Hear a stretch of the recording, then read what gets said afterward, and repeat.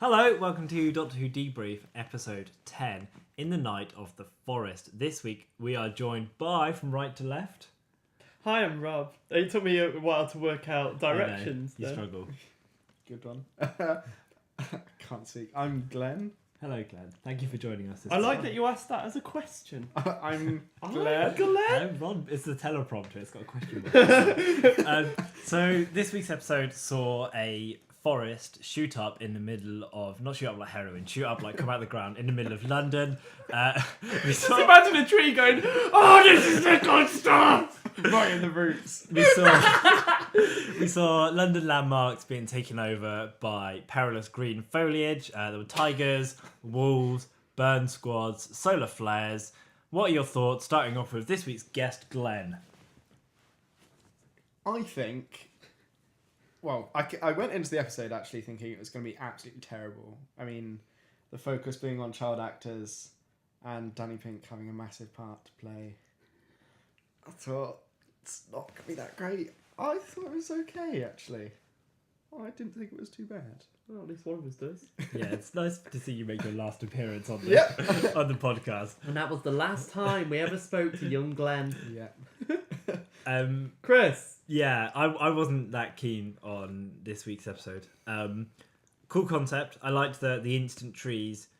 Wasn't too happy with the resolution or some of the plot points, or I didn't think the dialogue was quite at its strongest.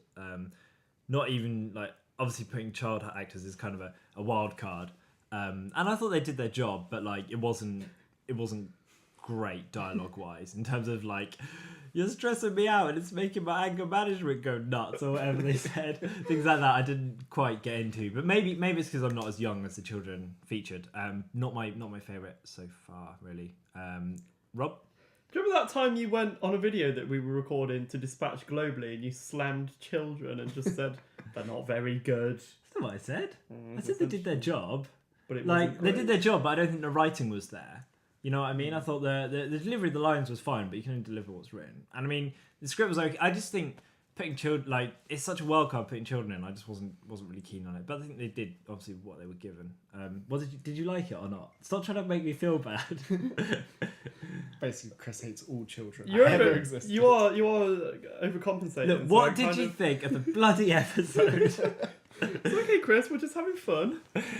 No, it was terrible. It was really bad.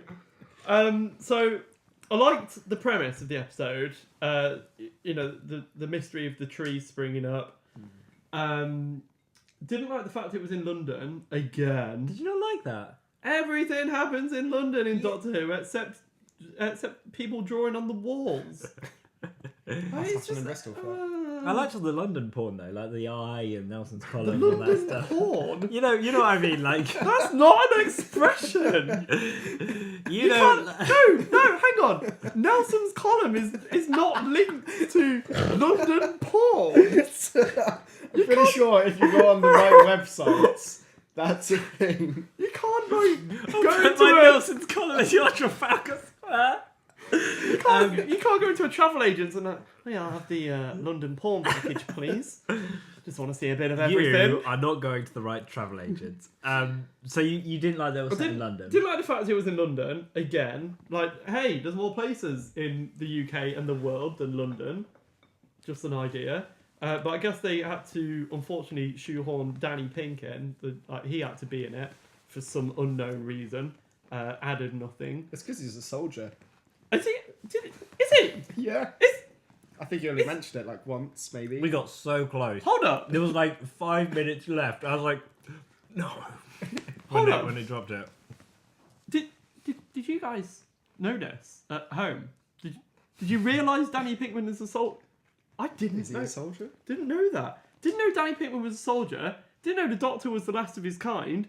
And didn't know Madame Vastra was a lesbian. All things that they failed to mention that are integral to the story. No, Danny Pinkman didn't add anything. School children didn't add anything. It being in London didn't really add anything. It was nice because we live in London. It was like, oh, I go past that on the bus. Oh, it's our house. But there's more people that watch this show than people who live in London. And where were all the other people as well? Like, just London was empty. Like, no one left their houses. And it was like, okay. Never happens. But no, I like you guys. I did like the premise. I like the trees growing up overnight. But yeah, the resolution. What? How did the trees get there? Because they talk to the girl with the missing sister. And what? The Doctor didn't have to be in the episode either. Like, they didn't really do anything. They ran around the forest, and then everything resolved itself. It was like the second to last Harry Potter film. It was just running around in forests. Is that all you have to do to make a good video now? Is that where I'm going wrong? Damn it! Wow, J.K. Rowling did pretty well out of it. Exactly. Yeah. That's where I'm going wrong in my video making. Can I contrast? I thought Danny Pinkman was really good this week. I thought he really showed that he was... Sorry, what tea is this? I thought he showed that he was a really, like, genuine person and genuine, like, teacher, and was a really nice contrast to Clara being like, yeah, let's go and watch shit blow up. And him being like, actually, we need to get the kids home. That is kind of important. I really liked that. I thought it was good this week. I think you're being too harsh on Mr. Pink. I keep calling him Daddy Pinkman as well, when that's not his name. So maybe I'm not his biggest fan if I get the surname. I just don't think he added a whole lot. He's just like, oh, I can point a torch at a tiger. Now you owe me everything. Yeah, the tiger bit. I thought there'd be more of that as well. Like, the trailer made it look like they were going to be hunted by wild animals. Yeah, And instead it was... did seem like it was going to be more Jurassic Park-y bit, and they did slip Yeah. in "clever girl" as a line. I was like, Jurassic Park, but no, Those two words must be Jurassic Yeah, Park. exactly. Jurassic Park reference. We're in a forest. Yeah, Overall, no, not that. It's not the worst. it's not show. I was going to say, it's not the worst episode of Doctor Who this season to be set in a forest, without naming names. But, you know, Yeah. being vague about it. It wasn't the worst episode, wasn't the best episode. Do you think it suffered from a lack of, like, a monster of the week? Because when I got to the end of it, I was thinking, like, what was the bad guy? Do you know? And instead it was like a kind of mystery thing. But I like Doctor Who when there's, like, a bad guy, Doctor stops him or her or it. Cool. Do you know what I mean? I think they were trying to think outside of the police box, though, by not having Zigger. by not having an actual monster. Like I said, I that's what I quite liked about it. It was a kind of different concept. You could go even deeper and say that actually we're the monsters, because the trees are trying to save us, and we're just chopping them down, burning them up. Actually, no. That's brilliant. That's deep. That is Nice ecology theme That is- underlying. That is deep breath right there. Deep breath. So highlights. Says it all. Okay, moving on. Lowlights. I do actually have a highlight, and I liked all the kind of London stuff. Like, I like seeing those places on TV that are iconic, and the way they're reflected and represented in drama. And seeing things like covered in vines is just Yeah. eerie, you know, eerie but cool, because you see it so often on like the news and on other like TV shows. It's just kind of, yeah, I liked it. When do you see things covered in vines? No, I mean, you see those landmarks on the news. Oh yeah. You don't yeah. see them covered in vines. Yeah. Well, unless the news is particularly bad that day, I suppose. I did like that, but like I said, not everyone lives in London. Like, I know. we liked it because we live in London. They could have had it somewhere else. Yeah. I would have had it in like Curveball Leeds or something. To get with Woking. Hey!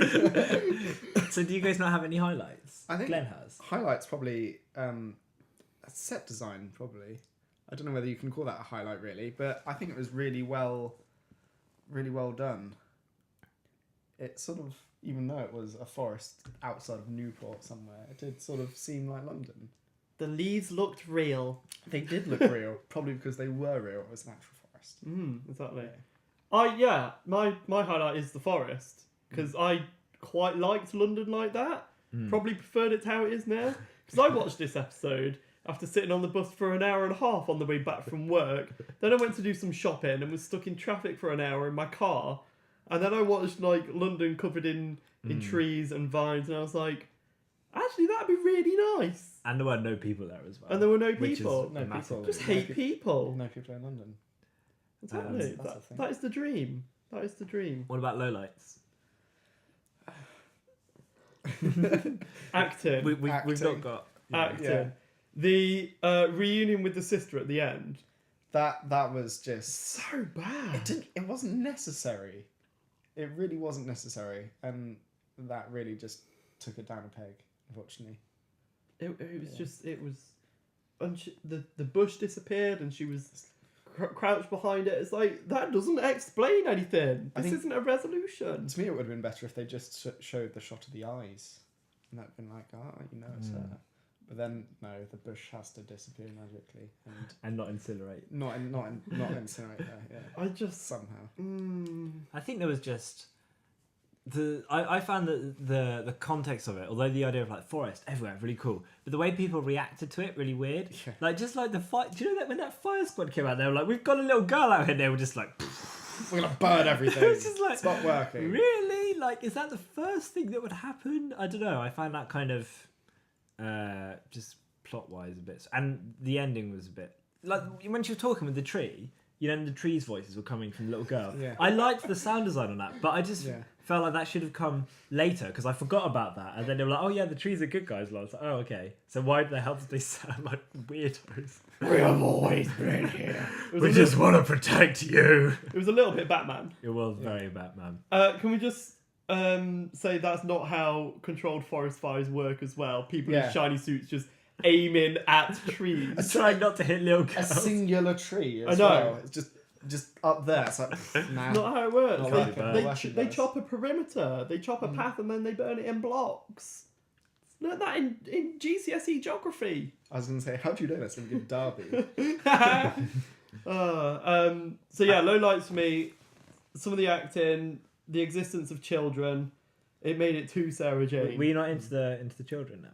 No, why did they need to be in it?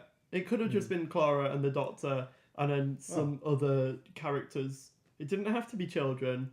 Danny didn't have to be there. I think, though, as Capaldi said, that the children did seem very, very real. I think they did act the part of children very well. Oh, this is in Doctor Who Extra. Doctor Who Extra. I think you're being overly harsh on the children. Like, I think I'm not keen on children in my Doctor Who, but I don't think they were as bad. Like, I think they were quite good compared to some. Well, just in general, they were good because they were acting like kind of annoying, like 12-year-olds, like taking selfies and stuff. Yeah, I'm not saying the characters were bad or the actors were bad. I am saying the characters are bad. Yeah, like they just didn't really add anything. And I understand that for a younger audience it would have, but it's not broadcast on at 5 o'clock on CBBC. It's broadcast at 8:30 on BBC One. but it is a large portion of the audience is children. I mean, we're not going to get into this now. I'm just not happy that people younger than me are enjoying this series. People younger than you are in Doctor Who, and you never got your chance. We every week on our podcast/video podcast, we do a eulogy, which is like a eulogy at a funeral, except to do with Doctor Who. We definitely didn't think of the name first. So we need to think of someone who died this week and then talk about how moving that was. Did anyone die this week? The trees? I guess the trees. bush? The trees sort of sacrificed themselves for the humans. Yeah. It reminded me very much of the Empty Child Eccleston episode with the sort of everybody lives and then firefly like effects. Yeah. Everybody lives apart from the trees. I think eulogy to Nelson's column falling over. Yeah, good show. Poor Nelson. Was it Nelson's column? I forget. It was. Yeah, Wasn't it? off of Trafalgar Square. Yeah, that was a eulogy for me. I mean, Why he gave so much will no one crumble. remember? That again wasn't explained. Mm. They've got to lift bloody Nelson's column back up. They're not going to go, oh yeah, that fellow, how did that happen? But I guess it's because he's like 9,000 years old, isn't it? So to him, like... The Doctor. I thought you meant Nelson. Nelson. Pretty sure that was more recent than that. So he's looking at things in a wider scope, isn't he? Like in 400, 500 years' time. You remember the solar flares from the early 1900s, right? Took all the tree sandbags away. Yeah, but we all forgot about the trees. I don't know. My eulogy this week goes to this episode. It's dead to me. We'll be back next week. On that note, then, I think we've said all we need to say. Maybe in future we'll look back on this as better. There were some cool tigers. That CGI. Oh, don't. I don't know what it is with Don't this even. series. Don't And just even. the Wrap it up. Oh. So you can watch... Because they spent all their budget on children! Spent all their budget on children, and now they can't even make a good bloody wolf jumping over a fence. They had to do the CRB checks and the paperwork. It's not that difficult. I've seen graphic students make better wolves than that. And the Doctor Who crew can't do it. spent all their money on bloody children. I think. And they all had to have an iPhone as well, didn't they?